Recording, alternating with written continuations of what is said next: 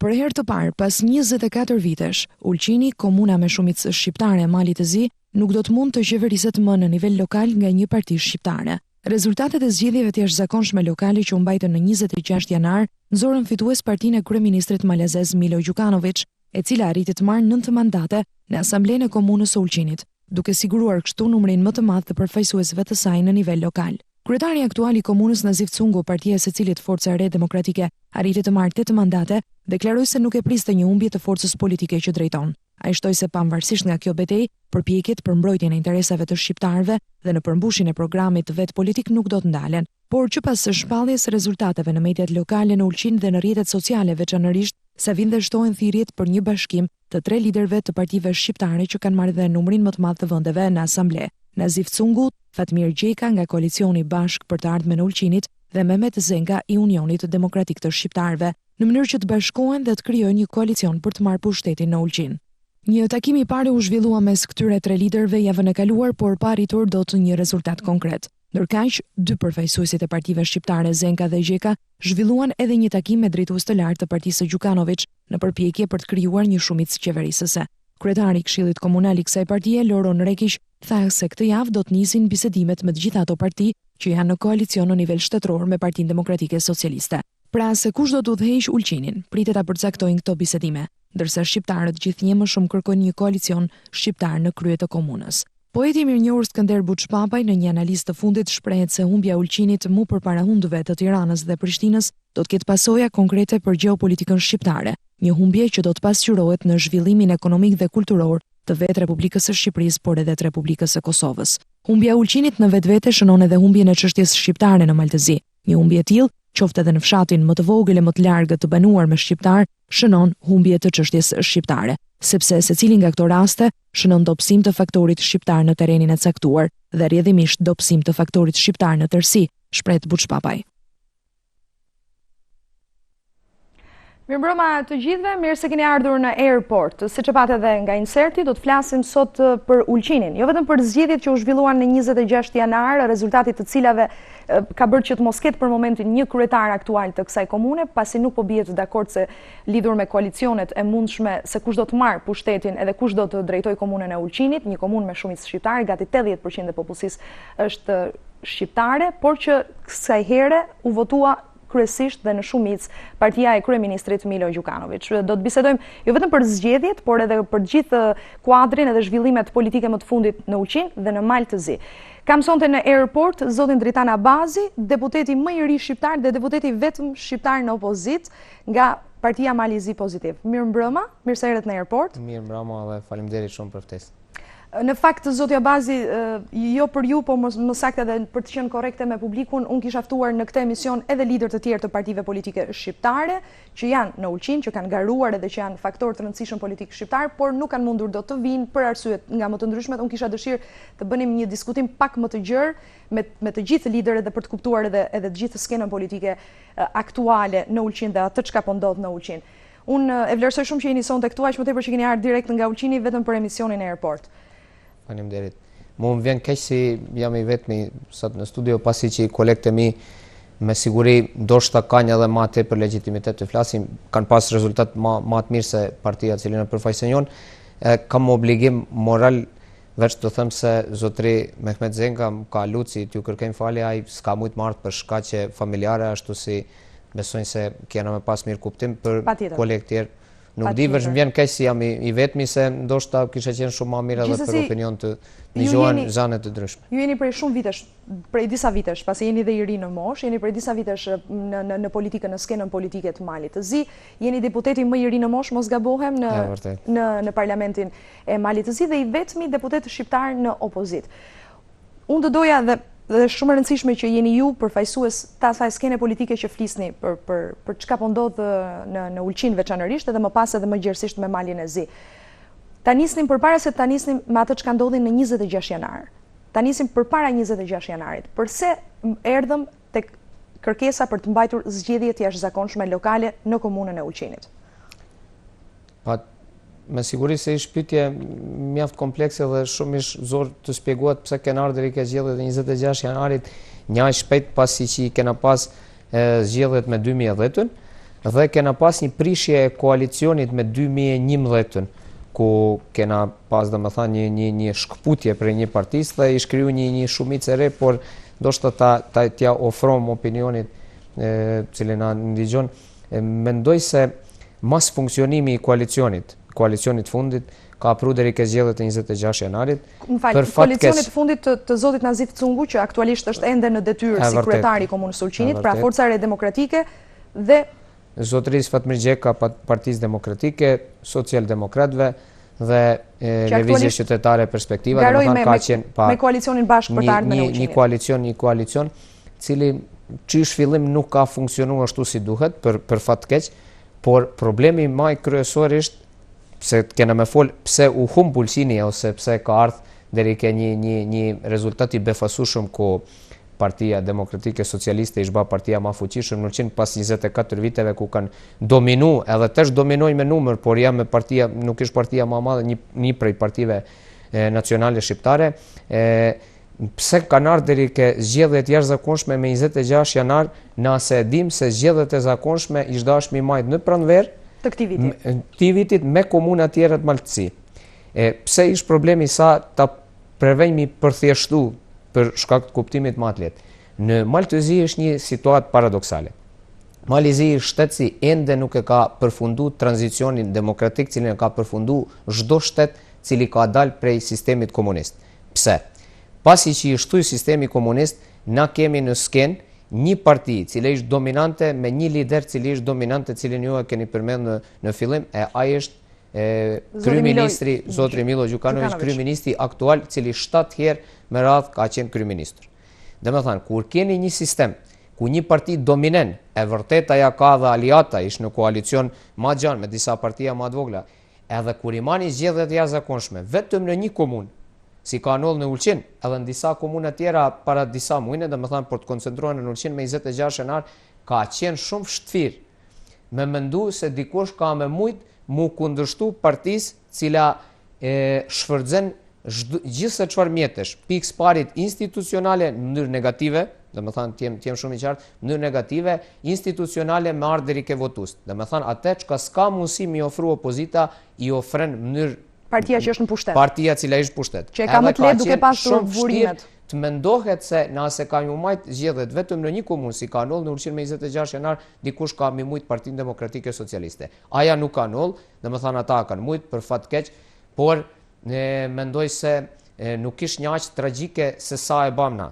Unë si i vetmi deputet e vërtet shqiptar ndihem shumë keq, pasi që të gjithë fushatën e kam koncentru edhe kam lut liderat e partive nacionale shqiptare, cilët sonte ish dashme qenë të në studio, edhe me na përgjegjen, a dojnë, i kam thoni sakt, tregoni opinionit, a doni me hyn koalicion me Partinë Demokratike Socialiste? Pasi që na nuk dona se kena diçka kundër asaj parti, por kena kundër politike të asaj parti. Pse? 25 vjet Ulqini ishte të i shku, dhe me thanë mrapa, 25 vjet ishte të i zhgatru ekonomikisht. Na jena komuna cila ka pagën mesatare ma të voglën në tanë Malin e Zi. Na jena komuna cila ka pas resurse jashtëzakonshme, ndoshta ma tepër se cila da komunë tjetër në Malin e Zi, e jemi vendi për cili imigrohet, dhe me thanë ma shumtit, populata ikën. Edhe pas tej, ju ende donin koalicion, jeni në koalicion nivelin qendror me partinë cila faktikisht ka ba vetëm dëm Ulqinit, por të njëjtën gjë keni dashmi ba dhe në nivel lokal. Edhe tesh, me siguri se ka më përfundu ashtu koalicioni, por me siguri kena me pas kohë me bisedu edhe për këtë çështje. Patjetër, para se të dalim, natyrisht e kisha ndërmend që në fund të bisedës edhe diskutimeve t'ju pyesja pikërisht për gjendjen dhe situatën e Ulqinit. Përpara se dalim tek kjo temë, qëndrojmë gjithmonë tek zgjedhjet. Ju po thoni që në një farë mënyrë rezultati që ndodhi në 26 janar, ku partia e Milo Gjukanović mori 9 mandate dhe numrin më të madh mandateve në Asamblenë e Komunës së Ulqinit, ishte disi i pritshëm, nuk ishte aq befasues. Për shkak të pushtetit dhe të forcës që ka kjo parti. Për shkak keq përdorimeve cilat i shfrytëzon kjo parti në çdo komunë, edhe për shkak rezultatit cili vjen ja si një mendim se aja parti me të vërtet mundet me ofru diçka reale për zhvillim të Ulqinit apo dhe një komunës tjetër, pa për shkak se njerëz janë të frigumon, janë në gjendje ekonomike dopt, edhe për shkak se aja parti mundet në një kohë shumë të shkurt me akry një interes personal. Da me thanë, a bahet fjalë për blerje votash, a bahet fjalë për kërcënime ndryshme, a bahet fjalë për punësime ndryshme, për premtime ndryshme, ata realisht e ka një fuqi cilat parti tjera nuk ka një mundësi mi përdoru. Edhe kur gjithë makineria si e qumë na, Partinë Demokratike Socialiste koncentrohet vetëm në një komunë të vogël si Ulqini, atëherë shumë i shpëtir të pritet se ata nuk kanë me bërë rezultat mirë. Na kena pas një koncentrim të gjithë ministrave, të gjithë njerëzve cilat kanë mbrojtje në shtetit për punë që ka bajnë, të angazhuar në Ulqin me 26 janar, për zgjedhjen 26 janarit, edhe ditë se ata realisht kanë me pas rritje votash. Ndoshta ne nuk kena pritë se ata kanë me qenë partia ma fort, por ditë se kanë me pas rritje votash. Madje edhe vetë kryeministri erdhi gjatë fushatës elektorale. Absolutisht. Legjitime ish marrë. Unë nuk flas për nga aspekti politik cili ish real, ku ju tregoni programe, ku ju prevoni mi bind njerëz se ju jeni ata cilat munden ma mirë mi u thesh një gjë.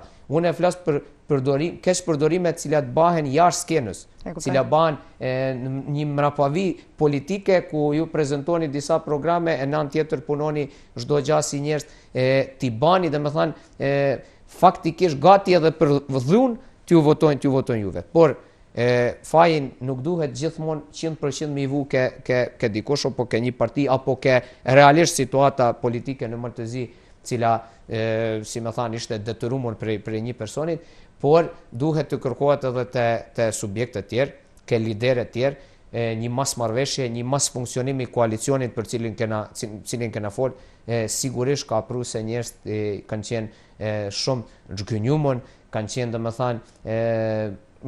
nuk kanë edhe nase kanë pas shpresat madhe prej pushtetit cili ish ende aktual në këtë moment se ala zyrtarisht nuk ish nuk pushteti, kanë ardhur në situatë si të tregohet se nuk ka prodhim vlerave të reja politike në komunën e Ulqinit, edhe për ata njerëz që kena menduar se ndoshta kanë më tepër dieni, më tepër, janë menaxhera më të mirë, munden me sjell diçka të mirë në komunën e Ulqinit, aja realisht nuk ka ndodhur, edhe pastaj unë s'di çka duhet me prit tjetër, post të pritet të bëhet një kombinim i ri.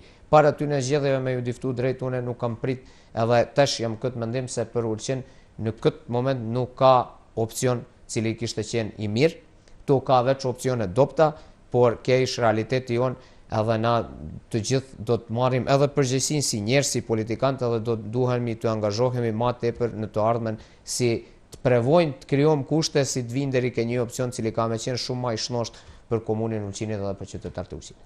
Ju përmendët gjatë diskutimit tuaj edhe blerje votash. Unë kam parë disa analistë që flasin për blerje votash gjatë këtyre zgjedhjeve. Ka patur vërtet blerje të votës? Absolutisht, është shumë thjeshtë malëzisht. Madje flitet për edhe me materiale ndërtimi ose edhe para kesh. E vërtet, edhe televizore LCD, edhe gjana tjera që ndoshta ma tepër janë qasharake, por gjendja ekonomike e vështirë për njerëz më të situatë si ju duheni votën i vetë t'ja nepni puna një gjasë cila juve ju ofron në atë moment. Na kena në Malëzi ishte e rëndësishme mu përmend se gjatë vitit kaluar në 2013 ishte përhap një aferë, një skandal jashtëzakonshëm cili quhet afera inqizimi, ku janë inqizu disa mbledhje Partisë Demokratike Socialiste dhe zyrtarët më të lartë të Malit të Zi, domethënë faktikisht komandojnë se si kanë mu bë keq përdorimet. Kja ishtë në gjyq momentalisht, për fatkeq Mali Zi ende nuk ka arrit atë nivel demokratik si gjyqi të punoj në mënyrë të pavarur edhe të procesojnë ata zotëri cilat napin që komandimesh edhe që tregojnë se si duhet mu bë keq përdorimet në fushat, ashtu si unë mendoj se ata mjete cilat kanë qenë pjesa atij skandalit janë përdoru edhe në komunën e Ulqinit edhe normalisht se kemi këtë situatë. Por, unë kam qenë të theksoj, me si me thanë edhe t'jem shumë i qartë, keq përdorimet nuk kanë qenë tafrumuna edhe nuk kanë qenë ekzistuese vrejt prej Partie Demokratike Socialiste, cila ishte partia më fuqishëm, por kanë qenë shfrytzuara edhe prej partive nacionale shqiptare, po seçërisht atyne cilat kanë marrë pjesë në pushtetin lokal të Ulqinit. E kuptoj. Mbetemi tek Partitë Nacionale Shqiptare. Flitet gjatë këtyre ditëve që pasi u shpall rezultati, nëpër ato media të pakta lokale që ka në Ulqinë dhe që shkruajnë në shqip, që raportojnë në shqip, nga të cilat neve informohemi këtu në Tiranë, flitet për thirrje të shumta që të bëhet një koalicion mes Forcës së Re Demokratike të zotit Nazif Cungu, i cili aktualisht mbetet në detyrë si kryetari i komunës, zotit Fatmir Gjeka që është nga koalicioni Bashkë për të Ardhmen e Ulqinit dhe Mehmet Zenka nga Unioni i Demokratik i Shqiptarëve, nga UDSH-ja. Ka patur një takim, por informacionet nga më të ndryshme thuhet se ishte një takim jo formal, pra jo zyrtar mes tyre treve, pati dhe akuza më pas të ndërsjella që nuk bëj fjalë për një takim fillim bisedimesh, por thjesht ka qenë një kafe pune apo një kafe mes tyre, një takim mes tyre. Në të vërtetë, si janë diskutimet, paktën ajo çka flitet aty, këta tre lider shqiptar që kanë parti shqiptare, kanë shanse dhe mundësi që të bashkohen bashkë dhe të kenë një koalicion për të qeverisur Ulqinin në nivel lokal? Shansat absolutisht ekzistojnë. A do të vinë deri këaj koalicion, atë nuk e di. Unë e di atë çka ka qenë, si me thanë, obligimi moral i jemi, edhe për shkak opinionit i shmirë me ditë. Partia Demokratike Socialiste ka 9 këshilltar prej 33 sa ka ansamble e Ulqinit. Dhe me thanë, 24 këshilltar nuk janë prej Partisë Demokratike Socialiste. Shumicën e përmbajnë 17 këshilltar. Dhe me thanë, çdo kombinim prej 24 këshilltarëve e kishe lanë Partinë Demokratike Socialiste në opozitë. E kuptoj. Ma natyrshëm ishte si lideret partijës shqiptare të bashkohen edhe të krijojnë shumicën. Edhe për atë e kanë maksimalisht për krahjen teme edhe morale, nëse duhet edhe politike, edhe atë e kena thënë shumë qartë. Por a munden ata interesat private mi vu në vend të dytë e në vend të parë interesat e qytetarëve të Ulqinit, atë këtë moment nuk jam i sigurt edhe nuk mund më përgjigj, pasi që 20 vjet të fundit kanë tregu se përçamja ndërmjet subjekteve politike shqiptare, dhe me thanë, gjithmonë ka qenë ma madhe, dhe me thanë të ju zmadhu. Duke u zmadhu, duke u rritur, edhe në këtë moment unë e zdi çka me ju thanë. Nëse nuk vjen deri ke ky koalicion, mendoj se lideret partive shqiptare nuk ka me pas, dhe me thanë, legitimitet, pikës parë legitimitet politik, me thanë se dikush tjetër e ka fajin.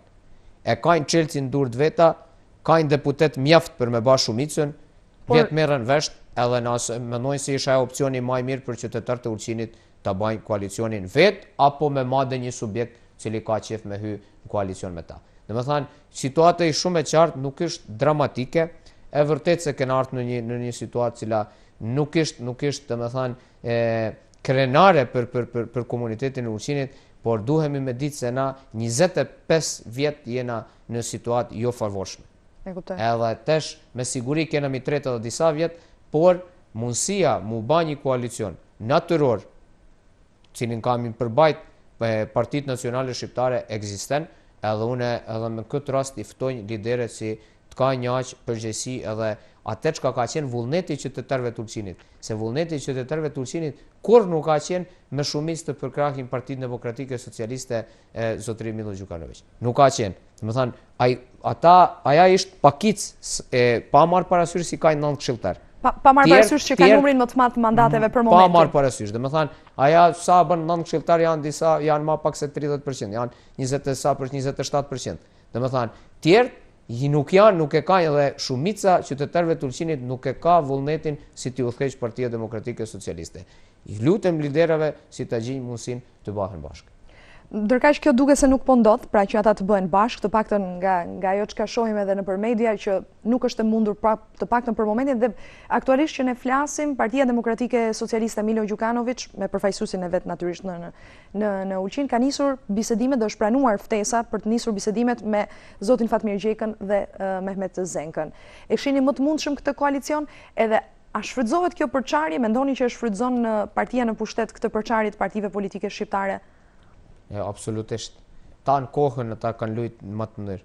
Edhe ta në kohën kanë pas, si me thanë, me këtë mi zëvendësu Partitë Nacionale Shqiptare në mënyrë se një kohë nuk kanë participu ta në pushtetin, dhe me thanë në qeverinë e Malezit, tani participojnë një ata dy cilat janë në parlamentin e Malezi. Ashtu si na jena, me të vërtet ishtë situata e vështirë, ishtë paradoksale. Një anë flasim si Ulqini ishtë i lanun mrapa, si thomë, dhe me thanë ishi shgatrumon, nuk ka një zhvillim qëndrushëm, e në anë tjetër të gjithë subjektet nacionale shqiptare janë në qeveri me partinë më të fuqishëm, cila na ka pru evident në këtë situatë. Edhe aja ishtë diçka fare e pa kuptueshme. Ma reale ishtë si të realizohet kë koalicion. Por çka ka me sjellaj për Ulqin? Unë nuk di, nuk mendoj se ka me sjell diçka jashtëzakonisht mirë. Nuk mendoj se ka me sjell diçka jashtëzakonisht mirë, pasi që Partia Demokratike Socialiste kishe dash deri tani minimu Ulqinit ka pas 25 vite minimu Ulqinit. Edhe me bade një investim si që ka banë komuna tjera. Nuk di pse kanë prit më ardhë pushtet lokal si për me mujt me diçka minimu komunitetit tonë. Pa haruar që kjo parti, pra partia në pushtet e kryeministit Gjukanović është në koalicion në nivel shtetëror, pikërisht me partinë e Forcën e Re Demokratike dhe zotit Nazif Cunku. Pra që dhe të kuptohet mirë që kryetari i deri tanishëm i komunës Ulqinit në nivel shtetëror është në koalicion me partinë e Milo Gjukanović, partinë në pushtet. Pra nuk është se kanë munguar resurset nga partia në pushtet, nuk bëhet fjalë për një parti në opozit, për të ndihmuar edhe për të forcuar komunën e Ulqinit, apo jo? Absolutisht jeni plotësisht me drejtë dhe mendoj se çdo kush e ndëgjon këtë emision e ka shumë qartë se çka ish puna. Dhe më thanë, ju një anë jeni të pakënaqur me punë, e në anë tjetër për krah një qeveri cila ishte negative për komunën e Ulqinit në çdo mënyrë. Edhe tesh kërkoni mundësi si prap të baheni pjesë me të njëjtën parti.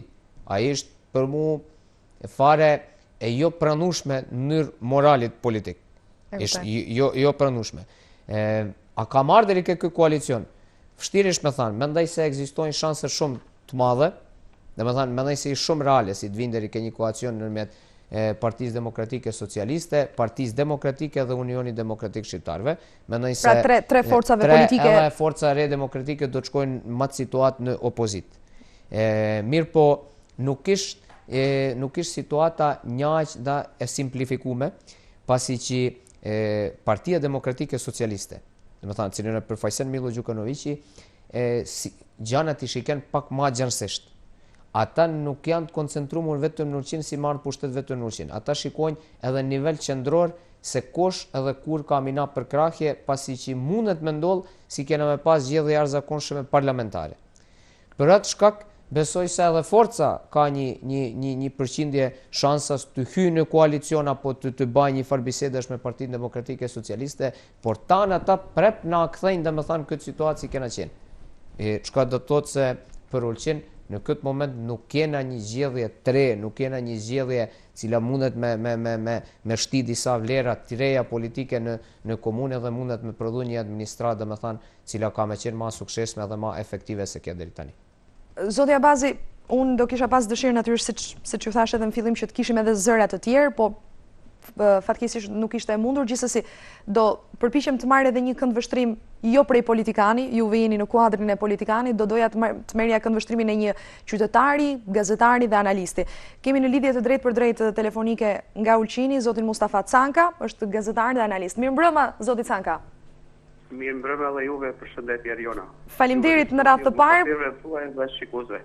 Faleminderit shumë në radhë të parë për këtë lidhje të telefonike që po realizojmë bashkë. Ju jeni gazetar, jeni analist, të shkruani çdo ditë dhe përcjellni edhe shihni më mirë se kushdo tjetër situatën politike në Ulqin. Unë po ju bëj një pyetje që vjen natyrisht nga Tirana. U ndëshkua politika shqiptare, politikanët shqiptarë në 26 janar nga vota e shqiptarëve? Patjetër, ashtu mund të themi se ata plotësisht ishin të zhgënjur dhe politikanët fituan një përgjigje të merituar.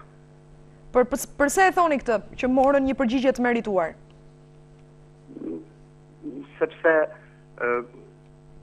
arritjet e tyre ishin shumë të dobta, populli ishte i dëshpëruar, ato premtime parazgjedhore dhe të cilët jepeshin vite me radhë nuk u realizuan, u kriju një situatë tepër e pa përqyshme për ne si komunitet për Ulqin, po sëqërisht për shqiptarët e Maltëzi, ne nuk jemi faktor dhe tërë kjo, pastaj një adoleshencë politike, një politik afar shkurtër, një politik me ambicione personale për të rehatuar vetëm vetin, familjarët, partiakët, kështu që shumë faktor ndikuan në këtë situatë tepër vështirë të cilat gjendemi ne si komunitet në Ulqin dhe ne si shqiptarët në Maltëzi. Zoti Canka, ju flisni për qytetarë të zhgënjur me qeverisjen e deri tanishme në nivel lokal në komunën e Ulqinit. Do të jenë qytetarët do të ndihen më mirë të përfaqësuar nga Partia Demokratike Socialiste Emilo Gjukanović, duke qenë se i kanë dhënë edhe ka arritur të marrë edhe numrin më të madh të mandateve, mendoni që një koalicion i drejtuar prej kësaj partie do të përfaqësojë më mirë interesat e shqiptarëve në Ulqin? Ne nuk jemi të sigurt, por ajo çka është evidente është se 24 vite partitë politike shqiptare, të cilat udhëheqin në komunën e Ulqinit, nuk kanë pas arritje të duhura, kanë qeverisur dopt, nuk kanë qenë përballë detyrave, nuk dishin të vujnë në lëvizje potencialet, resurset tona ekonomike, kulturore, njerëzore, natyrore. Kështu që mund të themi se shqiptarët votuan për një ndrim, jo rrënjësor, por pritet diçka e re të bëhet, të ndodhë diçka të re. Ju e dini se partitë tona politike nacionale janë në koalicion me partinë e Gjukanovićit. Kështu që ndoshta një simbios në rrafshin lokal, më thanë pushteti lokal dhe qendror, mund të vi dhe një rezultat më të mirë. Por do të shohim. E kuptoj. Zoti Canka, faleminderit për këtë lidhje. Faleminderit edhe juve. Me sa kuptoj, mbase qytetarët duke qenë se kanë pritur ndonjë ndryshim apo ndonjë zhvillim në komunën e Ulqinit, mbase kanë vendosur të votojnë në shumicë, po themi, ose të japin më shumë mandate partisë Emilo Gjukanović, partisë kryeministrit, duke pas parasysh që është në pushtet edhe mundet që të ketë resurse. E mendon këtë që qytetarët mendojnë që ajo që është në pushtet është më e fortë politikisht dhe mund sjellë edhe ndonjë ndryshim? Unë nuk mendoj ashtu. Unë nuk mendoj se ata mundën me sjellë një ndryshim pozitiv. Jo, po them si kanë menduar qytetarët, se çfarë do të ndodhë realisht kjo do shihet, por unë kam treguar si kanë menduar qytetarët, unë mendoj se kjo nuk është pikësparit, na nuk i kena zgjedhjet fare të lira. Edhe unë mendoj se kjo është një gjatë që duhet mu theksu, nuk i kena zgjedhjet fare të lira, edhe shumë zorish me thanë dikush kë ka përkrahje më të madhe, kë ka përkrahje më të vogël, pasi që qytetarët nuk vendosin fare lish. Edhe mendoj se Partia Demokratike Socialiste edhe deri tani ka pas mundësi me sjell diçka pozitivisht për komunën e Ulqinit, ajo nuk ka ndodhur, nëse ndodhën, absolutisht duhena, unë si qytetar, por edhe tjerë duhemi të jemi mirënjohës, nëse sjellin diçka pozitivisht, por unë mendoj se nuk mundena me pas pritje si me thanë megalomane prej tyre, pasi që eksperienca na ka tregu edhe historia na ka tregu se aja ishte e pamundur. Në një nga seancat në kuvendin e Malit të Zi, në parlamentin e Malit të Zi, me që jemi tek zhvillimi dhe t'i rikthehemi pak asaj çka përmendet në fillim, zhvillimi i Ulqinit. Ju thoni që zhvillimi rajonal po anashkalon Ulqinin edhe veriun e Malit të Zi. Mendoni që ka një lloj lënie pasdore të Ulqinit nga partia në pushtet, nga qeveria në nivel shtetëror, pra nga qeveria në Podgoricë, një lënie pasdore të Ulqinit në mënyrë të qëllimshme, pasi nëse krahason Ulqinin me komuna të tjera ose me qytete të tjera në vije bregdetare, duke qenë se është një qytet bregdetar, edhe turizmi është pika më e rëndësishme ku mund zhvillohet Ulqini. Duket që ka një lloj ndryshimi, me pjesën tjetër të qyteteve bregdetare të Malit të Zi. Ju mendoni që është lënë pasdore Ulqini? Absolutisht. Ato s'ka mund çka me mendu shumë, ato tregojnë faktet. Ulqini mendon vetë, domethënë para ardhjes, para zhgatrimit e sistemit komunist dhe paraardhjes Partisë Demokratike Socialiste në pushtet ka pas mbi 4.000 njerëz të punësuar. Ka pas një rivierë, domethënë me shumë hotele, me shumë njerëz që kanë punuar edhe në sektora tjera, në industri tjetër. Domethënë ka qenë një komunë si ka qenë mjaft e zhvilluar, ka qenë Kryporja, cila ka pa produkte jashtëzakonshme. Në të 25 vite ne I kena tret faktikisht tanat. Me thanë janë zgatruar të gjithë hotelet, I zgatruar çdo gjë, çdo kompani, çdo çdo vend pune ish prish në një mënyrë, edhe ju tash doni me thënë se nuk ka qenë me qëllim. Unë e di se evident dallim prej politikanëve të cilat janë në Ulqin, edhe të cilat mendojnë vetëm për Ulqin. Unë prevoj, domethënë ndoshta puna moshe teme, të jap një frymë evropiane edhe të shaf domethënë edhe komuna tjera si qëndrojnë, edhe e di se edhe në komuna tjera situata është shumë e vështirë, por Ulqini ishte I lanur pas dore jashtëzakonisht shumë. Pse? Pse Ulqini realisht ka resurse për zhvillim. Na ndoshta mundena me thënë dhe një komunë veri ishte lamun pas dore, çka është shumë e vërtet. Por me qenë Ulqini, me gjithë resurset e veta dhe me gjithë turistët cilët pushojnë në Ulqin gjatë sezonit turistik, me qenë qyteti cilën e ka pagën mesatare më të vogël në Maltëzi, aja është një nonsens, aja është një paradoks I jashtëzakonshëm, edhe unë s'di kuj tjetër me avu fajin post qeverisë. Nuk e marr vesh ku duan nami kërku fajtorin. E vërtet, na si qytetare kena përgjegjësinë vet, përgjegjësinë politike, përgjegjësinë morale, pse nuk kena kundërshtu, pse s'kena tregu më atë për rezistencë. Edhe ta politikanët që I kena servil, edhe këta, domethënë, normalisht se nuk mundena me pas një progres kur I kena administratat të cilat udhëheqen nga Podgorica. Na vetëm mendom se udhëheqen nga Ulqini, udhëheqen nga Podgorica, për çdo çështje që është më e rëndësishme për Ulqin, pse nuk kthehen pronat qytetarëve të Ulqinit. Ai është pyetje, çka është me të mira detare me një institucion cili ai ka dhënë tan resurset më të rëndësishme, domethënë Bregdetin më të rëndësishëm ku evident mundet mu investu në të ardhmen. Aja nuk është në ingjerencën e komunës të Ulqinit. Edhe na ende kemi njerëz cilët besojnë se kjo qeveri mundet diçka me na ofru pozitivisht. Pikës pari të mendoj në subjektet nacionale shqiptare. Unë mendoj se unë mendoj se duhet me tregu rezistencë politike, demokratike. Ja të jemi ekstrem, ja të jemi të kryojmë konflikte, absolutisht jo, por të jemi dvedyqëm se kja mënyrë udhëheqje se nuk ishte pozitive për komunën e Ulqinit, edhe na si qytetar të Ulqinit duhet me tregu rezistencë, me thanë, kështu nuk mundet me udhëheq në Ulqin. Por na këta 25 vite agja nuk e kena ba, e vërtet ishte edhe që thot analisti lidhur me subjektet se kanë qenë pushtet lokal, nuk kena tregu një far rezistence, nuk kena tregu një far dijenie, nuk kena tregu një far angazhimit, vetë mas prania s'kam qef mi akuzu kolegët e vetë, ali mas me artë në studiu në Tiranë, mi tregu opinionit se çka ndodhen atje, çka flasim na, kush din për ne. Si mendojnë se mundën diçka me udhëheq. Unë mendoj se na duhen na luftën jonë mi ba politike në mënyrë shumë më të avancuar, shumë më të angazhuar, me programe shumë më qëndrueshme.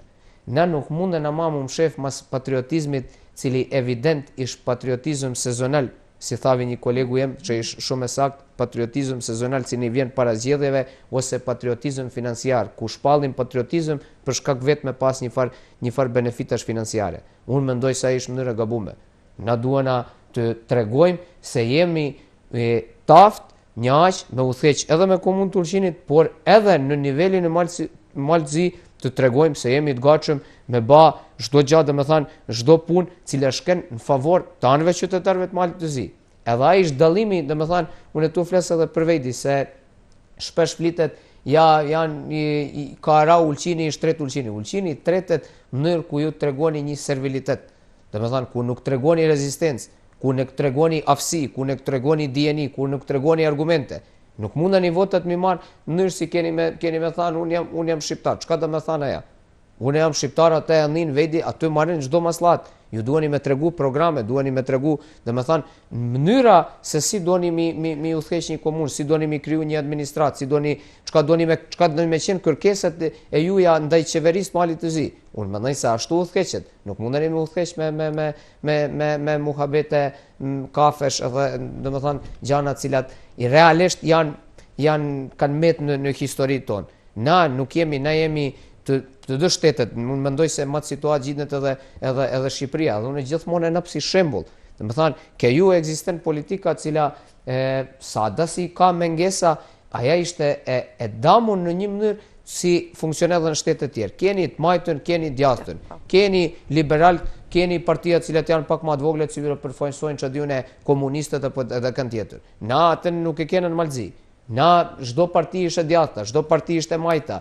Shumë keq, domethënë niveli kulturës politike ishte jashtëzakonisht i ulët, edhe na si komunitet duhen të bëjmë çmosim, të shohim kush janë përfaqësuesit jonë, kush janë liderët jonë, çfarë politike kena qef me sjell në të ardhmen, se këçi lloj politike, cila zgjedhje më zgjedhjeve ka me qenë veç e koncentruar kush do të marrë një këshilltar më tepër apo një këshilltar më pak në komunën Tulqinit, unë jam plotësisht i sigurt se nuk do të sjell kur gjatë mirë për qytetarët, edhe qytetarët do të rrinë të jetë vazhdimisht ma çgënjumën edhe ma dëshpërumën në administratën lokale. Nuk ka pasur, mendoni që nuk ka patur platforma ose programe të mira zhvillimi gjatë fushatës elektorale, veçanërisht nga partitë shqiptare. Pra programe konkrete zhvillimi se si do të zhvillohet komuna e Ulqinit. Programet konkrete kam pa veç prej dy partive, partisë cilës përkas vetë Malizi Pozitiv edhe partisë Forcës së Re Demokratike, cilat kanë qenë shkrumuna e vërtetë, edhe Partia Demokratike ka pas një fletushk me program, edhe na fillimin e fushatës e kena pas për mendim tem diçka pak më të mirë se në krahasim me disa fushata të cilat kanë kalu. Aty realisht në një debat televiziv kena folë edhe për disa projekte, kena folë edhe për disa ideja cilat kanë mujt mu realizua apo të parealizua në të ardhmen, e fundin e fushatës e kena rezervu për shpalljet patriotizmit, për thirrur njerëzve tradhtar, njerëzve kush ishi shiton, kush ishi blemon, kush ishi shqiptar më i madh, kush ishi shqiptar më i vogël, kush ishi parti malazeze, kush ishi parti zise çfarë. Kush konsiderohet tradhtar? Ata që votojnë për parti malazeze? Po ata si nuk votojnë partitë shqiptare konsiderohen si tradhtar.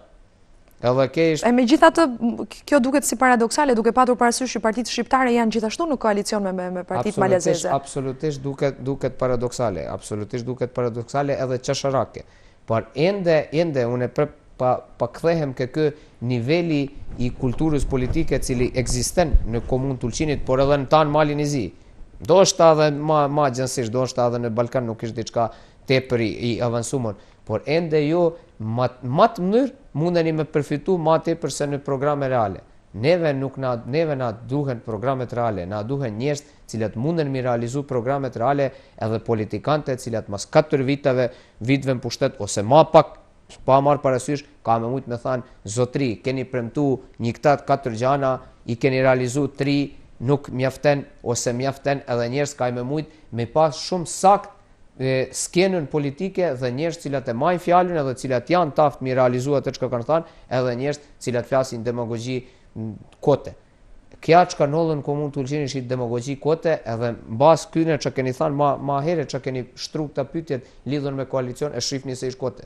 Dhe me thanë, tanë ta si majt me kara Ulqini, patriota, shqiptar, na kanë tradhtu, na kanë ba, prep doj me shku me atë parti me ba koalicion. Ishtë me të vërtet paradoksale jashtëzakonisht.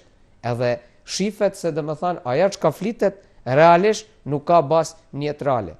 Njerëz dojnë punësim, njerëz dojnë zhvillim, njerëz dojnë me pas sezonet turistike me njatë 4 muaj vend si njatë 45 ditë, njerëz dojnë dhe me thanë mundësi mu punësu, dona mas me ik rinia prej Ulqinit, edhe mendoj se aje ishtë shumë ma reale, shumë probleme ma egzistuse se janë dhe me thanë kush i qka dhe kush si e ka emri. Mbetemi këtu, tek atë çka kërkojnë qytetarët, punësimi, mesa di aktualisht situata në komunën e Ulqinit ekonomike është shumë e vështirë. Absolutisht. Ka një diferencë të resurseve, burimeve financiare që jep qeveria në nivel lokal për Ulqinin dhe komunat e tjera, pra merë më pak, pse është situata, dua të kuptoj përse është situata më e vështirë në komunën e Ulqinit në krahasim me komunat e tjera, apo në krahasim, pra pse Ulqini në krahasim me qytetet e tjera është më pak i zhvilluar. Pra, kemi një diferencë, jep në nivel shtetëror, qeveria jep më pak burime financiare, përse ndodh kjo? Sepse aktualisht me sa di unë, komuna është ndodhet në situatë vërtet vështirë ekonomike. Shumë ishe vërtet, na jena vetëm komunë si ka hyrë në një plan sanimit qeverisë, çka ishte plani sanimit, na jena faktikisht kena falimentu si komunë të përthjeshtenjë për opinion tjetë e kuptueshme, kena falimentu edhe për shkak një kredi si e kena marrë nga qeveria prej 2 milion eurosh, na tesh për çdo gjë që ishte rëndësishme, çdo investim edhe të vogël, çdo punësim në komunë, në administrat, duhen të pyesim Ministrinë e Finansave. Faktikisht kena ardhur në situatë se Ministri i Finansave aktual është kryetari i komunës Tulqinit. Sepse ai vendos praktikisht për çdo gjë. Ai vendos formalisht. Kryetari është vetëm figurë, si më thanë, cili dorëzon letrat në Ministri Finansave. Do thënë jena në një situatë shumë paradoksale. Edhe me të vërtet duhen me qenë të revoltuar me këtë gjë. Unë si qytetari i Ulqinit jam shumë i revoltuar. Edhe jam i bindur se veç me një menaxhim më të mirë mundet komuna e Ulqinit me pas edhe nëse s'ka, domethënë edhe nëse qeveria Malizi nuk tregon sjellje të mira ndaj Ulqinit, mendoj se mundet të marrë situatë shumë më të mirë se ishte në këtë moment. Mendoj se mundena me ba shumë projekte cilat nuk janë megalomane, por cilat munden me ndihmu si situata financiare në komunë të përmirësohet. Në qëndrojmë tek ky projekt sanimi që e quani, ju kam përshtypjen projekt shëndoshje, po themi, nëse mund ta shqipërojmë disi, pra shëndoshje ekonomike, besoj. Çfarë do të ndodh që ta kuptojmë më konkretisht? Sipas këtij projekti, mendohet që për një periudhë X, 2 vjeçare, 1 vjeçare është në këtë situatë, si procedohet? Procedohet në mënyrë se ne besojmë se kena me arrit me tërheq një investim pak ma megaloman, ma të madh, ose të shesin dhe një tokë të komune për dhe një investim, edhe kena me pas mundësi mi kthy kredin qeverisë Malizi, borxhin që është marrë qeverisë. Basë saj me dal pi falimentimit. Ai është plani jon, veç sa është real, edhe kur ka menoll me 2014, me 15, me 16, është shumë pikpyetje e madhe pasi si e dim se ambienti ekonomik në gjithë rajonin, domethënë nuk është fort i favorshëm. Edhe na gjendën në një situatë shumë vështirë. Gjithashtu, komuna e Ulqinit ishte vetmja komunë Bregdet, cila ishte në një thirret fondi egalizues, ku të gjithë komunat napin mjete, edhe ata mjete i shpërdahen vetëm komunat varfëra. E kuptoj? Vetmja komunë prej Bregdetit ishte komuna e Ulqinit si shfrytëzon ata mjete. Komunat tjera nuk ka nevojë me shfrytëzu, përkundrazi ata napin për komunat cilat janë zhvilluara.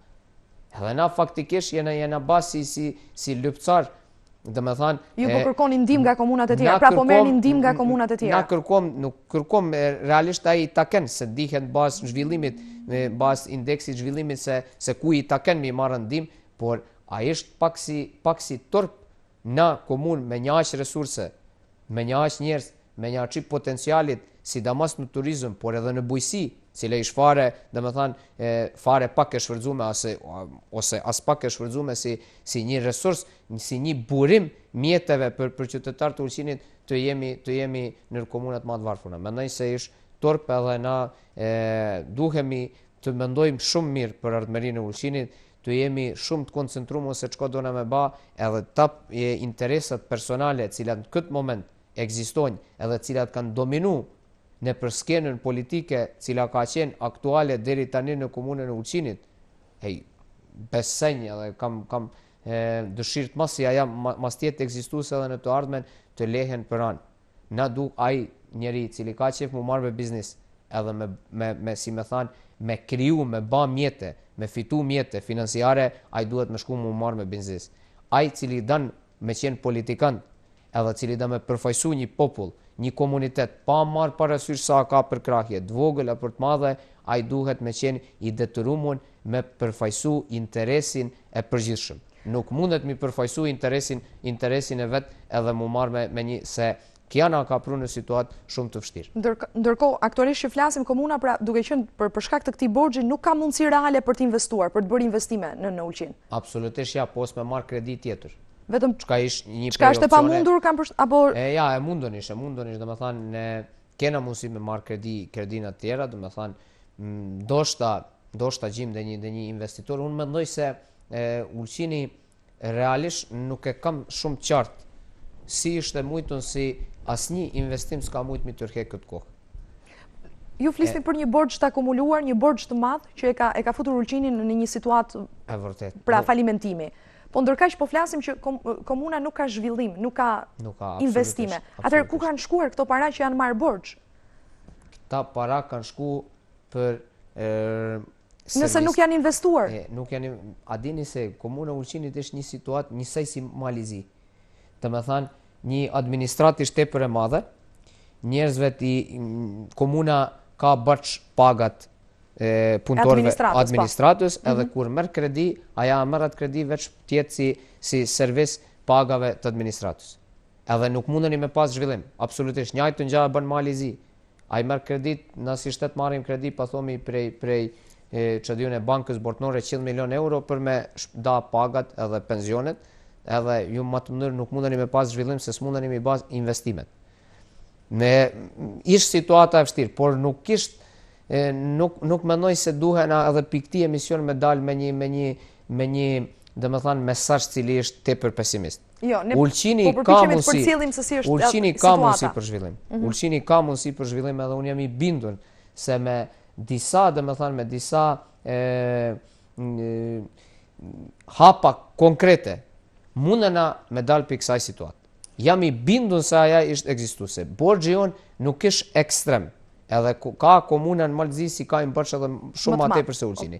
Na kemi bërç në këtë moment rreth 6,5 milionë euro, çka nuk është tepër ekstrem. Mendoj se ende kena për fat mirë resurse natyrore cilat janë pa shfrytzuara. Ende sidomos mendoj për plazhin i madh, cili është i pa shfrytzuar, edhe ku evident munden me ardh investime të shnoshta në të ardhmen. Por për me ardh investime të shnoshta, dhe me thanë, na duhena të jemi shumë konkret ndaj kërkesave, ndaj qeverisë të Malit të Zi, të shohim kush janë ata njerëz në qeveritë Malit të Zi, kush punojnë kundër interesave të qytetarëve të Ulqinit, të njohim opinionit nëse ka nevojë për ata persona, cilat evident ekzistojnë dhe cilat investitorët prej Ulqinit i çojnë për komuna tjera me gadit hotele apo dhe një gjatë tjetër, dhe të jemi dhe me thanë shumë konkret kur ishtë reformimi i administratës pyetje. Na me këqi administrate, cile ishte tesh aktuale në komunë të Ulqinit, nuk mundena me tërhek investime shnoshta, edhe nuk mundena me pas zhvillim qëndrueshëm. Shumë i thjeshtë mi kuptua gja. Na nuk mundena se s'kemi, dhe me thanë, administrat cile realisht mundet ata gjana mi tërhek. Duhena me kriju zyre treja, duhena disa sekretariate mi anullu fare, disa duhena mi dan ma tepër pjesë, edhe me ba dhe me thanë një gjatë që ishë funksionale. Nana se kemi, a dini çka ndodh në komunë të Ulqinit? Do shtë ishë fenomen edhe në Shqipni. Para çdo zgjedhjeve ju keni punësim në administratën publike. Partitë politike cilat kanë mundësi, cilat udhëheqin me dhe një ndërmarrje publike apo me komunë, ata shtin njerëz në punë, për shkak votave. Po mirë, po ata njerëz kërkojnë pagën, çka është shumë reale. Edhe ju ma vonë normalisht se s'mundeni mi pas një administratë cila është domethënë e qëndrueshme. Në anë tjetër, nuk di se kush e ka bërë revizionin e punëve të komunës. Gjithse kush, falni si një këtë kam qef mi theksu, gjithse kush çdo kryetar, çdo domethënë kryetar cili ka thënë ja ka pas keq përdorime, edhe kryetari aktual njësej ka thënë ka pas keq përdorime. Ku janë procesimet i aty në keq përdorimeve? Ku kena një fjalë se dikush drejtan në bazi ka bë keq përdorim për këtë punë? Unë mendoj se na nuk mundena me luftu korrupsionin në mënyrë se demagogjisht kena me thënë na jena kundër korrupsionit. Duheni mi luftu konkretisht. Edhe më të mënyrë mi rujt mjetet e komunës të Ulqinit mos mu dert në për xhepa private. Të kërkoj ndjes do ta vazhdojmë bisedën, po kam në lidhje të drejtë për drejtë telefonike zotin Fatmir Toçi, deputetin e Partisë Socialiste. Zoti Toçi, përshëndetje. Përshëndetje, faleminderit për këtë lidhje. Unë fakt jam duke u kthyer nga Vlora dhe për fat që zotërit të ftuar në studio nuk e shoh.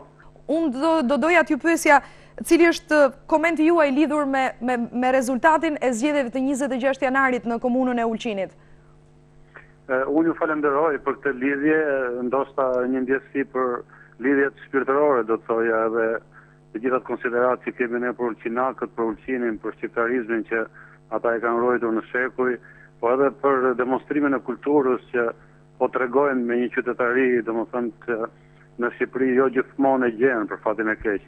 Edhe në Shqipëri për hir të vërtetës është përjetuar, do të thoya me një mënyrë të tristueshme pak, në një qytet që të paktën mbi 70 apo 75% e popullsisë përbëhet nga shqiptarët, kur është të krijuar një traditë politike ku partitë politike shqiptare në këto 24 vjet kanë mundur të zgjedhin drejtuesin e komunës nga ranët e shqiptarëve, vjen një moment vetëm për arsye të mosmarrëveshjeve, do të thoja politike apo ideologjike që kanë midis tyre, arrihet që një tjetër parti që nuk është shqiptare, po që me sa kam informuar ka marrë vota edhe nga shumë shqiptarë të Ulqinit, me një minorancë, do të thonë, në përfaqësimin në këshilltarët e komunal, arrin, domethënë, të jetë partia e parë që duhet të formojë dhe të zgjedhë, domethënë, kryetarin e komunës.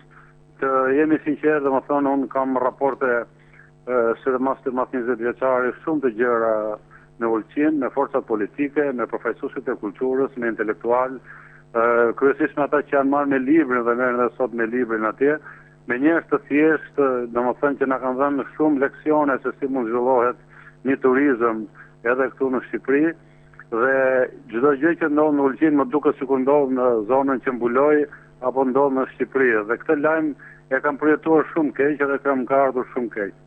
Kam pas një korrespondencë të gjatë edhe me një të njohurën time në Ulqin, e cila një reagimin tim Facebook që e kishte botuar media për këtë lajm të trisht, më thotë që edhe ju në Shqipëri, po edhe në Kosovë dhe Maqedoni, e njëjta situatë është ndër partitë politike shqiptare, pse për Ulqinin, domethënë reagimi ka qenë kaq, domethënë nuk ka qenë reagim negativ, ka qenë një reagim keqardhje me plot kuptimin e fjalës. Dhe i kam thënë edhe do ta them ndoshta edhe për të ftuarit në studio, që ka një diferencë shumë të madhe. Ne këtu në Shqipëri dhe në Kosovë të paktën ka një specifik dhe në Maqedoni dhe në Malzi ka një specifik tjetër. Ne këtu edhe pse debatojmë me farë mënyrë edhe pse nuk merreni vesh shpejt pozita dhe në opozita, gjë që nuk është e mirë, është një frym domethënë që ka reflektuar keq edhe ndër shqiptarët kudo që janë, por në fund të fundit, në analizë të fundit, në krye të qeverive, në krye të pushtetit, në krye të njësive vendore, të komunave bashkive, prap do të vi një shqiptar. Dhe kjo e minimizon shumë efektin e kësaj ndodhje që ka ndodhur në qytetin e Ulqinit. Unë nuk dua ta maj shumë gjatë studion tuaj, domethënë në këtë lidhje telefonike jo shumë komode duke mos qenë në studio, por do thoya që ndoshta mund të ketë hapësira në legjislacion e Malizia akoma, që partitë politike mund të ulën, kanë 18 këshilltarë në komunën e Ulqinit, mund të merren vesh midis tyre dhe në çdo moment caktuar me një lëvizje politike komuna e Ulqinit do të kalojë shqiptarëve për të drejtuar majorancën e popullsisë që është atje. Dhe kam ndjekur me shumë simpati një lëvizje të partisë Forca, e cila kishte marrë një iniciativë, domethënë për ta bërë të tryezë, nuk e di se janë zhvillimet e kohëve të fundit, por për mbi interesat kombëtare, unë do të thoja që asnjë qendrim tjetër politik i partive politike nuk do të jetë më parsorë se sa ky. Kjo është thjesht një ndjesi miqësore, absolutisht nuk kam dëmën të flasë dhe nuk po flas si politikan, dhe nuk e quaj vetëm tillë më tepër si njëri që vjen nga kultura dhe nga rrethet intelektuale shqiptare, po kam një besim që të gjitha forcat politike në Ulqin do të mund ta kalojnë të ngërç dhe të ruajnë identitetin shqiptar edhe në nivelet më të larta të drejtimit të komunës, të një qyteti që ka vlerat jashtëzakonshme historike, adetarie, turistike, qytetarie, nga të cilët Shqipëria dhe shqiptarët kanë shumë për të mësuar. Zoti Toçi, faleminderit për këtë lidhje, faleminderit për që ndat me ne mendimin tuaj. Ju përshëndes gjithëve. Siç e shihni zoti Abazi, jo vetëm ulqinakët, pra jo vetëm banorët e Ulqinit, po edhe në Tiranë duan shumë që të bëhet një koalicion mes partive shqiptare. Po çka për momentin duket si e pamundur, të paktën për momentin. Duke pas parasysh zhvillimet më të fundit që 2 prej partive kanë pranuar të hyjnë në bisedime me partinë e zotit Milo Gjukanović. Domethënë dëshira është që ajo komunë të përfaqësohet nga parti shqiptare. Pavarësisht faktit nëse këto parti janë apo si janë në koalicion në nivel shtetëror me partinë e Milo Gjukanović. Mbetemi tek zhvillimi i Ulqinit, po flistim për sa i përket investimeve. Po si për marrësit privat, pra vetë banorët. Ju thatë që njerëzit po hikin, ka një emigracion shumë të lartë, ka një shkallë shumë të lartë emigracioni në Ulqin. nuk kanë mundësi që të investojnë, që të ngrejnë, qoftë edhe privatisht, pra të ngrejnë në hotele, shtëpi pushimi etj, që të tërheqin turist nga Malizi, mbase duke luajtur pak edhe me çmimet, duke qenë se mbase në Budva për shembull, realisht siç e kam parë dhe unë, ka çmime shumë të larta, mbase duke tërhequr disa pushues që nuk kanë mundësi të përballojnë këto çmime në Budva, në Petrovac apo në qytete të tjera, ti tërheqin në Ulqin. Nuk kanë mundësi vetë qytetarët të bëjnë ndonjë investim sado të vogël. Dhe pse duan të largohen, pse ikin? Evidentisht se ikin pasi që me 90-ët kena pas, dhe me me vitin 1990 kena pas 5.000 banor ma tepër se vitin 2011. Edhe 5.000 banor do shta nuk duket shumë për një shtet shumë të madh, pa për një qytet 20.000 banorsh ish jashtëzakonisht shumë. Këta janë faktet. Dhe më thënë, që ta kuptoj mirë, pra në 90-ën ka patur 5.000 banor më shumë në Ulqin? Në Ulqin se tani. Se aktualisht. Do shta ja 5.000 saksisht, po 4.000 e gjys, apo me thënë ish numër mjaft. Shumë i lartë është, për një qytet është i lartë. Shumë i madh për një komunë vogël.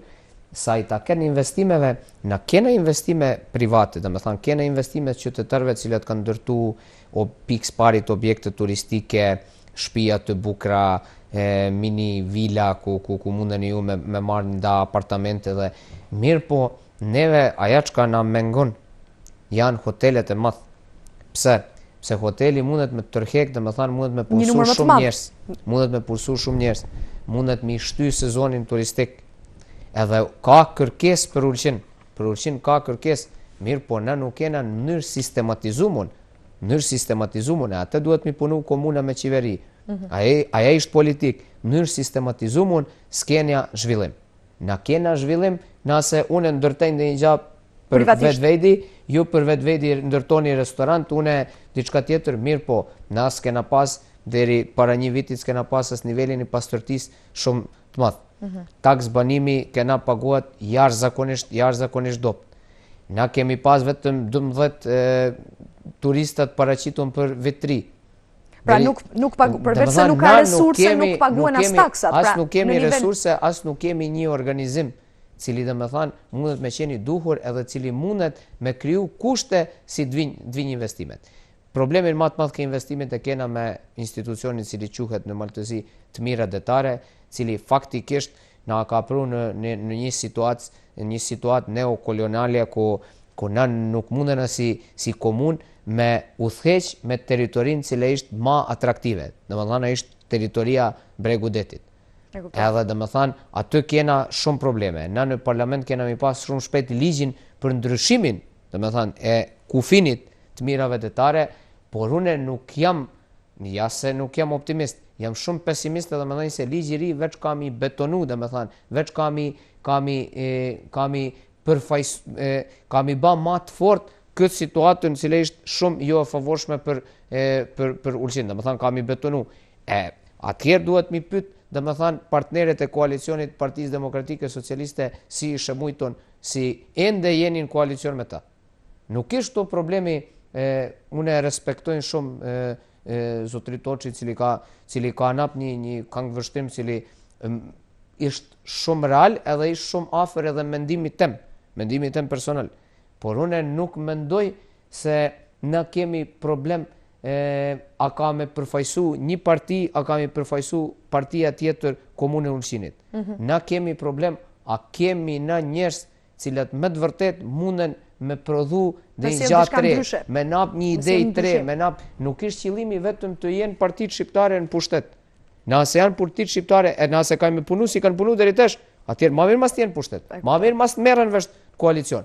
Por nëse dojmë u marrë vesht, edhe evident me thanë, burra, deri tesh ka qenë një politikë ekzistuse, nuk ka nap rezultat, qo tesh do në me ba një model tjetër, do në me inkorporu njerëz tri, do në zdija zveç ka do në me ba, por do në me ba diçka ndryshe, atjerë ati koalicion duhet mi thanë aferim edhe ati koalicion duhet çdo kush me anabdori. Pra e rëndësishme është që të sillet ndryshimi dhe të ndryshojë, nuk është e rëndësishme nëse qeveriset në nivel lokal nga një parti shqiptare apo parti jo shqiptare. Një gjë ka qenë pozitive, ndoshta shumë gjëra kanë qenë negative në këtë fushat parazgjedhore, një gjë ka qenë pozitive, numri rinis njerëzve tri në lista të çdo partisë ka qenë shumë maj madh se deri tani. Unë mendoj se ajo është pozitive. Nëse ata njerëz të ri, gjeneratët e reja, cilat me të vërtet e kanë pak kuptimin ndryshëm politikës, nëse nuk i kanë, si me tha, nëse nuk i kanë dopsu edhe kontaminu antartë ma në mosh, ma të vjetër, dhe me thanë, në erë globalizimit, në erë komunikimit masovik, cili nëllën në përmes rjetave sociale dhe tjera, unë mendoj se ata janë resursi Ulqinit, edhe ata duen me sjell një politik fare tre, unë mendoj se ishtë fare pa nevojshme të flitet ka me qenë kja partia apo parti tjetër. Qëllimi është a munden mu prodhu vlerat e reja politike për cilat flisni edhe ju dhe me thanë, lidhur me projekte zhvillimore, lidhur me qëndrime politike cilat ka me qenë shumë qarta, lidhur me premtime cilat ka me qenë reale, jam megalomane, pa cilat ka me qenë reale, cilat ka me mujt në një kohë mu realizu. Unë mendoj se aja i nevojitet Ulqinit. Ta ka me qenë kja parti, aja parti, kë koalicion, aj koalicion, kë kryetar, aj kryetar, aja ish me rëndësi, absolutisht se na ndalom si njerës, edhe dikush ndoshta ish maj mirë, dikush ish maj dop, dikush ish maj aft, tani isha në regull, por na kemi nevoj për vlerë tre edhe koncept politike fare ndryshëm se ka qenë deri tani. Mendoj se deri tani ka qenë shumë i doptë. Mundën e shumë me zanë edhe prej partive cilat janë ekzistuse në Shqipëri, mundën e shumë me pa prej fushatave t'juve. Mendoj se na duhet përkrahja edhe Tiranës zyrtare. Mendoj se Tiranës zyrtare shumë shpesh ka mbyll syt para problemeve cilat kanë malzi. Evidente ishte se ekzistojnë interese geopolitike, evidente ishte se dhe njëherë keni diçka shumë ma të rëndësishëm se çka ishte komuna Ulqinit, çka diune si çështja antarësimit NATO, prania Kosovës, njohuria pavarësisë.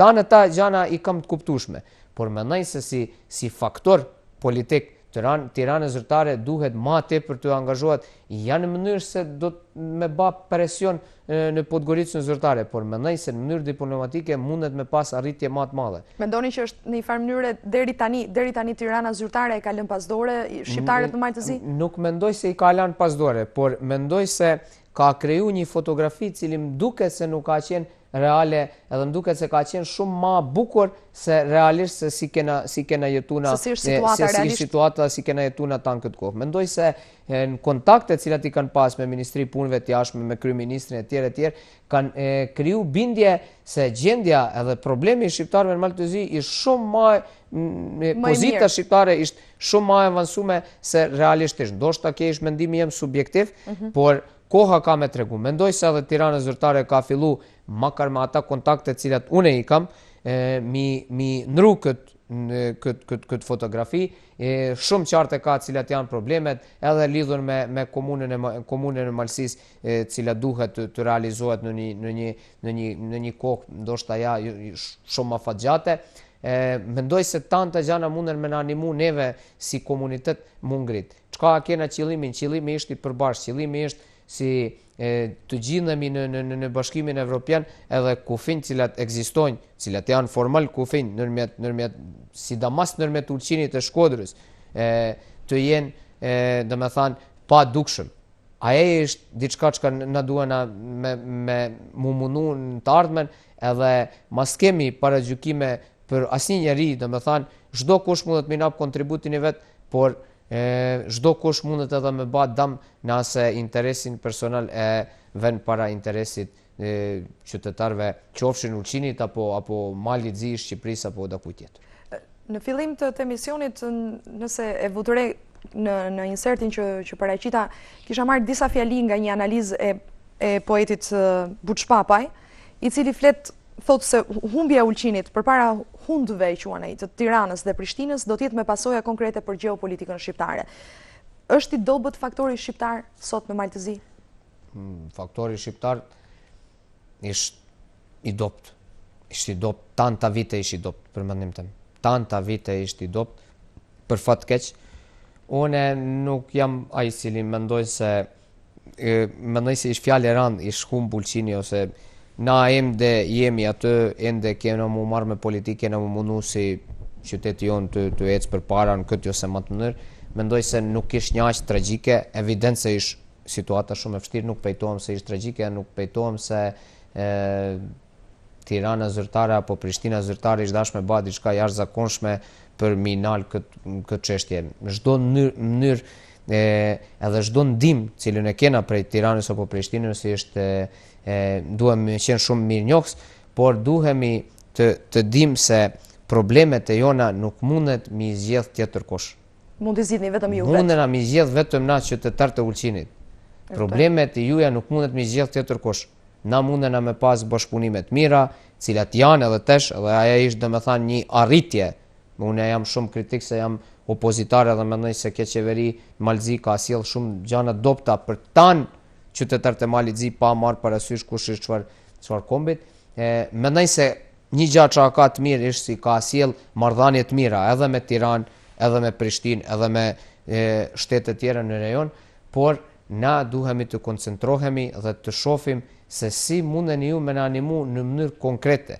Domethënë unë mendoj se më mirë është me bë një projekt me bashkësinë e Tiranës apo me bashkësinë e Shkodrës, ku realisht diçka ka mu ndërtu apo ka mu bë për qytetarët e Ulqinit se me folën ta relacione geopolitike edhe mendoj se ishte aja shumë larg prej qytetarëve, sidomos prej qytetarëve të Ulqinit. Na kemi një këtë kam përmend, kena një qëllim përbashkët si shtete, kena një qëllim përbashkët Bashkimi Evropian. Në këtë moment për Malzi është shumë rëndësishëm edhe antarësimi në NATO, Shqipëria ishte në NATO, kena ndihmë të madhe për atë. Domethënë ata janë çështje gjeopolitike. Mendoj se duhen gjëra më konkrete, duhen programe më konkrete për qytetarët. Mundena me punu në projekte infrastrukture, mundena me punu në projekte gaditje urave, rrugave ndryshme. Zotja Bazi, me që për nëmendni projektet, besoj ju e dini që është në fillim të janarit ka patur një mbledhje të përbashkët. E para mbledhje përbashkët që është bërë mes Shqipërisë dhe Kosovës. 2 qeverit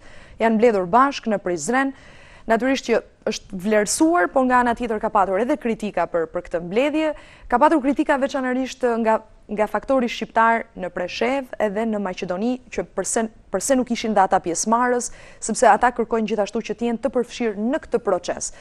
Ju e para do doja të dija se çfarë mendoni lidhur me këtë mbledhje, shkurtimisht fare, dhe nëse mendoni që duhet bërë një mbledhje Tiranë-Podgoricë. Pra, qeveritë e të dyja vendeve të mund të ulen gjithashtu bashk, edhe të flasim për projekte të përbashkëta, pikërisht për këtë që thoni ju, projekte të përbashkëta zhvillimi mes 2 vendeve tona. Absolutisht, unë shumë për krah këtij lloji aktivitetesh.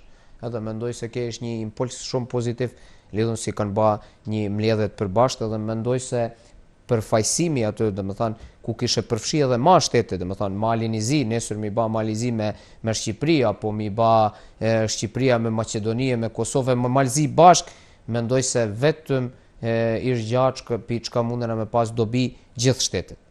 Na duhem në mi kuptu se ka kry politika cila bahet vetëm brenda një shtetit, sidomos brenda shteteve që janë shumë të vogjël. Malizi është poseçërisht i vogjël, por as Shqipëria nuk është diçka ekstremisht e madhe, ashtu si duhemi të dim se veç projektet edhe domethënë politika cila është rajonale mundet me qenë domethënë afatgjate edhe mundet me sjell begati për gjithë qytetarët që jetojnë në Ballkan. Na kena pasur një iniciativë cila ka ardhur prej ministrit të punëve të jashtme të Malit Zi, të krijohet një grup G6. Edhe unë si antari i Këshillit për marrëdhënien ndërkombëtare, zyrtarisht e kam për krah si antar Këshillit, me gjithë antar tjerë ka pas edhe antar domethënë për opozitës janë kundërshtu, por unë mendoj se atë lloj idejash se ata nuk janë realizu, munden veç me shku në favor interesi qytetarëve të gjithë shteteve. Edhe aja tregon, domethënë nëse duana me shku në Bashkimin Evropian, na duhena si qytetar mi marr vlerat e Bashkimit Evropian. Nuk mundena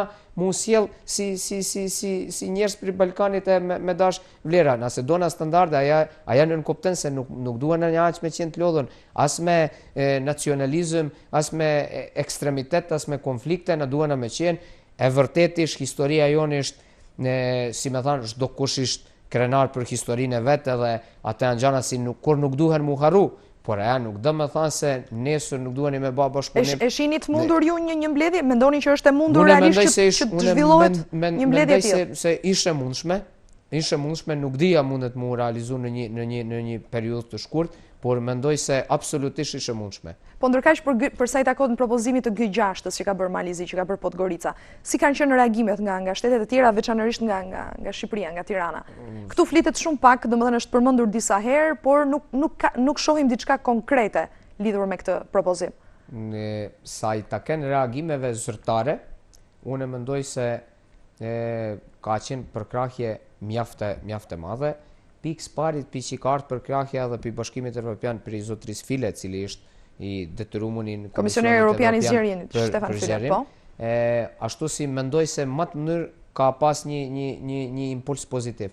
Në mënyrë tjetër kam pas mundësi me lexu edhe shkrimet e analistëve të ndryshme ku kanë thënë se ajo është fillimi një Jugosllavisë të re, se ajo ishte dëmshme për shqiptarët, se shqiptarët nuk kanë më qenë përfaqësuar ashtu si duhet, apo kanë më qenë pak se domethënë ta kur merren ta katër shtete të tjerë. Nuk di, mendoj se realizimi i kësaj ide nuk është afër, por absolutisht e di atë çka di për takimeve zyrtare dhe cilat janë bërë në Bruksel, se Bashkimi Evropian është i gatshëm me përkrah projekte bashkëpunimit, cilat evident nuk mundet mi realizu asnjë shtet vetë. Domethënë, ata janë bëhet fjalë për projekte për me 20 milion euro. Domethënë, ku ju doni me ndërtu një urë, apo ku doni me ato autostrat, apo doni me ndërtu dhe një ndërmarrje ndryshme industri, atë mendoj se duhemi të jemi të koncentruar si atë lloj projektesh të shfrytëzojmë.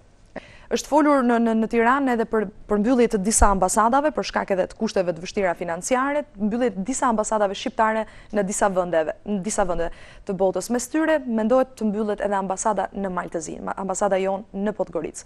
Ju si e konsideroni këtë lajm? Kam ndëgjuar për problemet e juaj financiare.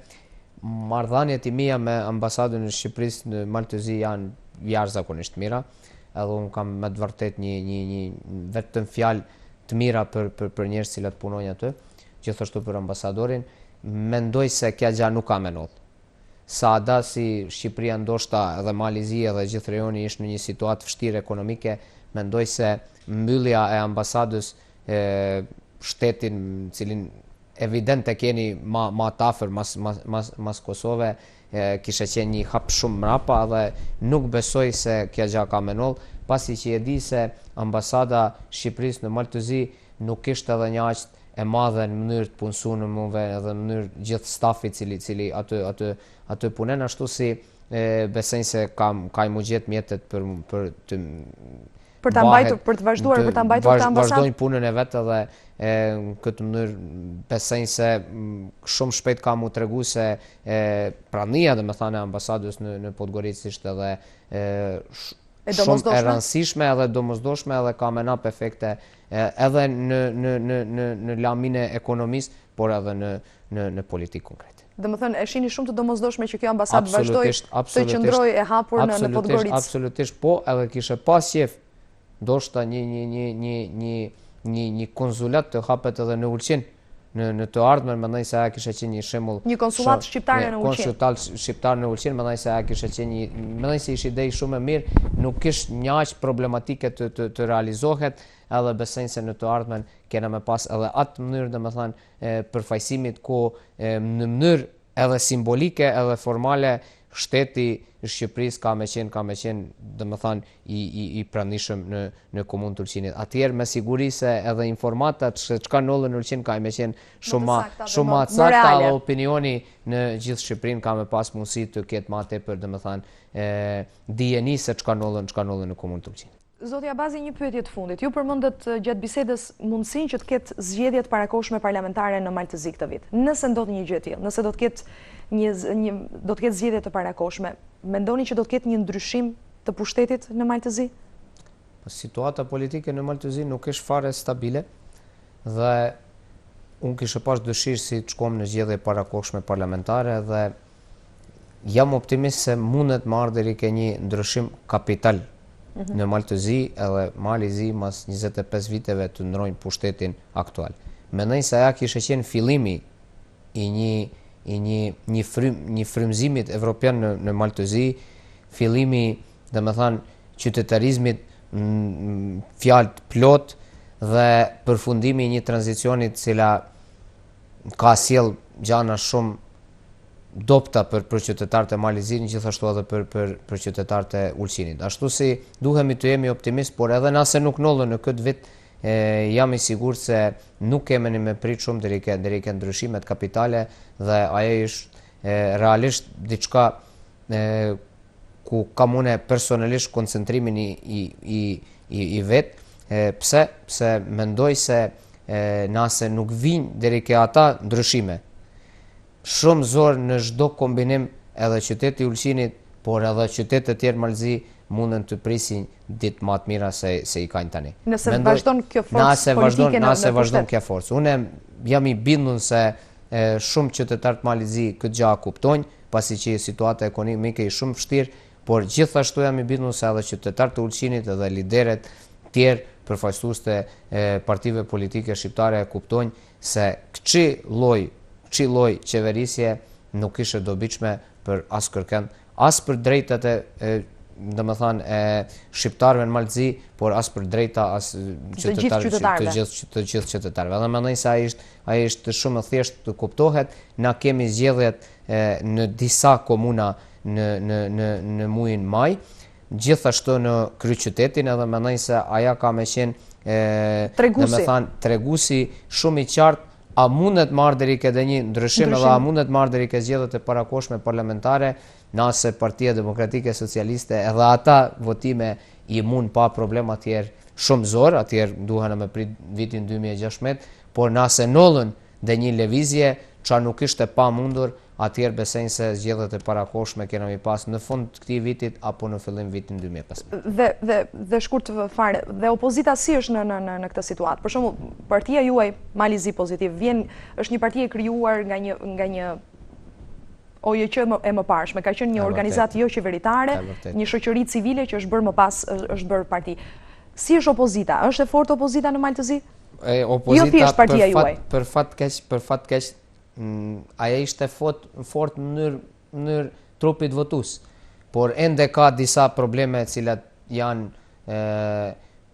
s'janë pranueshëm për partinë Malizi Pozitiv. Ende kanë disa probleme me çështje që kanë ndodhur në vitet 90, edhe mendoj se kjo gjë duhet të eliminohet.